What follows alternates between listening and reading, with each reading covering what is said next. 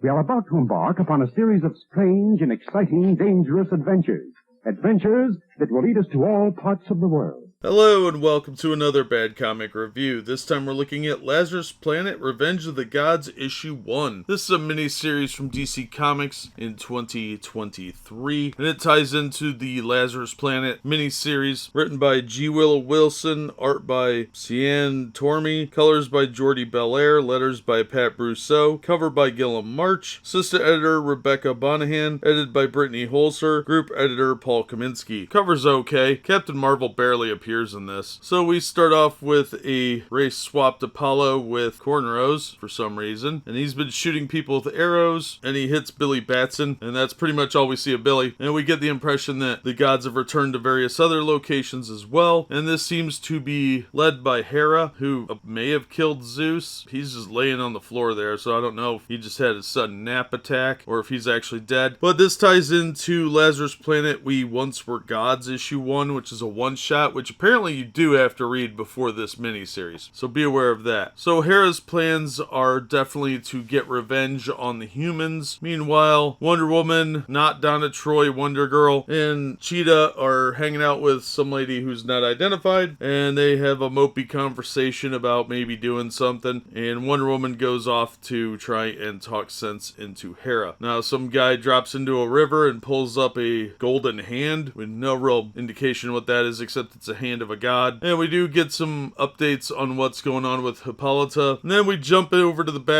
backup story called The Stranger, written by Becky Cloonan and Michael Conrad, pencils by Alitha Martinez, inks by Mark Morales and John Livesay, colors by Alex Guimaraes, letters by Becca Carey. Assistant editor was Rebecca Bonnahan, edited by Brittany Holzer, Paul Kaminsky, group editor. And this is about Themyscira and the really dark-skinned Greek women that live there, and they find two men arriving on their shores who are, of course, YouTube live streamers, and you can tell that they have a lot of understanding of how live streamers work because these people are jerks, even though they say smash like, hit the bell, and be sure to give us a big thumbs up. Smashing the like and giving a big thumbs up are basically the same thing, so it shows your lack of basic understanding of how streaming works. It's kind of sad, really, because, I mean, pretty much everybody says hit the like button, share it on your social media, and subscribe if you haven't. So I don't know how you guys missed that one, but, you know, lack of effort seems to be the theme over at DC these days. This story was stupid. The guy that had the god hand in the previous main story is in this one, and some of the people in here have really insanely poofy hair. Nubia's hair is ridiculously gigantic. It's bizarre and distracting at times. The art in this one, it really looks like there's a lot of posed action figures being the models for this, but there's some decent art at least. It's not horrible, but it's not great. Action shots seem to be a big struggle here because the one guy running just looks weird. He's trying to run with his camera and it looks like a really distorted toy, like he's trying to keep from pooping himself while running, and it's really badly drawn. But some of the other shots don't look too bad. The backgrounds look really good. It's just faces seem to be an issue and action shots. So I don't think it's really ready for prime time. But the art in the backup story is shockingly better than the art in the main story, which really at times looks rushed, and also the perspective shots on that one are really flat and boring too. Overall, the story's okay. It's just not that interesting, and it seems to be rather inspired by War of the Gods, but I just really had a hard time connecting with this one. It was just not that interesting. It's a bit convoluted, and the whole book is a lot of rah-rah girl power, so I just wasn't really interested in it. There's an incredible amount of race swapping, which seems highly unnecessary and pointless, so I don't really care about that too much. It just came off as a bit too PC. I'm not going to recommend it unless you find it real cheap. If you didn't pull this out of a dollar bin, it's probably not worth it. We'll see how issue 2 does, but so far I'm very unimpressed. The art's at best mediocre. The backup story has better art than the main story with way more detailing, especially on backgrounds. The backgrounds look great in the backup story. Overall, there's just too much here that really didn't jump out as being anything memorable or anything I'd want to seek out. But that's going to do it for this one. Thank you so much for listening and supporting the channel. If you enjoyed the video, please hit the like button and don't forget to subscribe so you don't miss future reviews. If you'd like to help the channel out in other ways, links are in the description to various support methods. And as always, we hope to see you on the next one.